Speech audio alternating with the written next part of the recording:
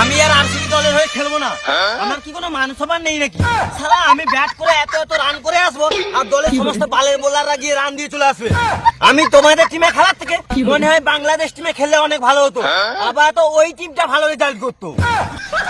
আরে বিরাট ভাই এত রাগ করছো কেন?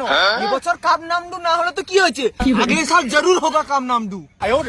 বাল হবে, জীবনেও হবে না, কোনো দিনও হবে না। এই কাপ নামদুই থেকে যাবে।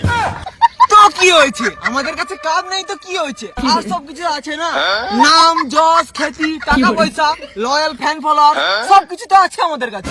ঠিক আছে, তাহলে আমাকে ছেড়ে দাও শুধু, তারপর দেখবো কি থাকে। আরে বিরাট ভাই, তুমি তো আমাদের টিমের সবকিছু, তুমি না থাকলে আমাদের টিমটা চলবে কেমনে? তাহলে কি আর বাকিরা টিমে বাল ছিড়তে থাকে? শালা একটা জিনিস আমি বুঝতে পারি না, যে সমস্ত প্লেয়ার গুলো ফর্মে থাকে না সেই সমস্ত প্লেয়ার গুলো আমাদের বিরুদ্ধে খেলার সময় কি করে ফর্মে চলে আসে, কি করে হয়? আরে বিরাট ভাই এত চটে যাচ্ছ কেন, একটু শান্ত হও প্লিজ। তোর শান্তর মা কি 108?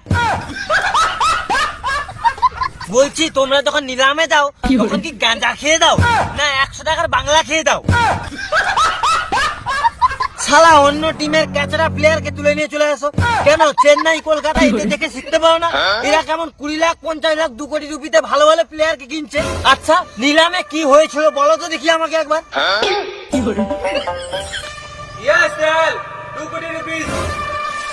আচ্ছা, বেচারাকে কেউ নিচ্ছে না নাকি? ঠিক আছে, আমরাই নেব, বাট 2 কোটি টাকা দিয়ে নয়, 5 কোটি টাকা দিয়ে নেবো। বেচারার সংসার আছে তো নাকি, 2 কোটি দিয়ে হয় ওর?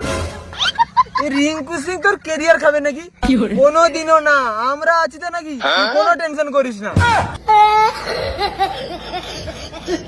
আইলারি জোসেফ, মেগা প্রাইজ 2 কোটি রুপিস।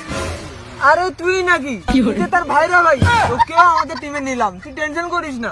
বাট আমি কিন্তু 5 কোটি নেব না। ঠিক আছে চল, তোকেও 10-11 কোটি দিয়ে দেবো।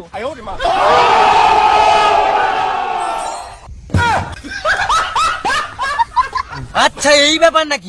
আমি তোমাদের টিমে আর কিছুতেই আইপিএল খেলবো না, এবছর লাস্ট আমার আইপিএল। এরপরে তোমার কোন বাপকে নিয়ে এসে খেলাবে তোমরা দেখে নাও। টাটা বাই বাই, শালা হারসিবি কোথাকার। ভাগ। চলে যাচ্ছে কেন? আরে বিরাট ভাই ফিরে আসেন।